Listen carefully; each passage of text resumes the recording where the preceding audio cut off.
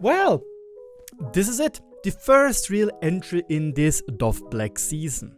The ZLT-11, Chinese wheeled tank destroyer. And this thing is actually fairly interesting because you could even call it a Chinese Radkampfwagen 90 or even a Stryker, depending what type of round Gaijin decides to give this formidable wheeled boy. And yes, I am going to call it ZTL because apparently this is what it is meant to be. Apparently it stands for Zhanghuan Tank Lunshi, which means tank destroyer. I'm probably butchered this name to I don't know, so please don't hate me for that. I tried. I really did try.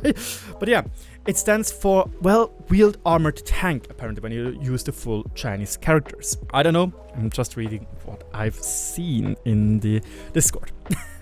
So, this thing, as already mentioned, might be very interesting. It is decently mobilized. It can go, obviously, in the water with its ability to float and having propellers. But the key thing is, it has thermals, and it has a L7 105mm Royal Ordnance rifled gun. Now, this is fairly odd.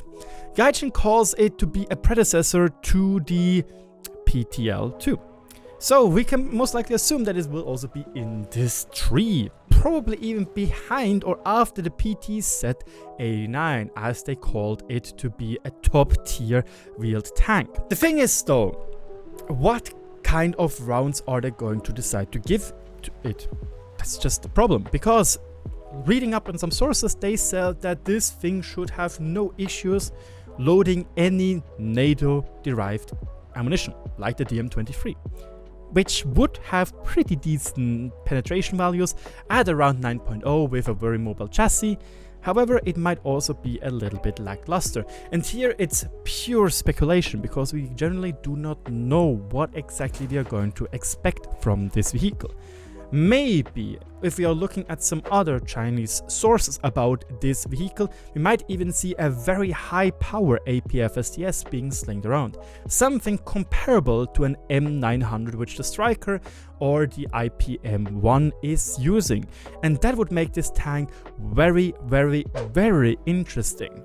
We still don't know obviously what the reload rate of this 105mm gun would be and how the real mobility will be.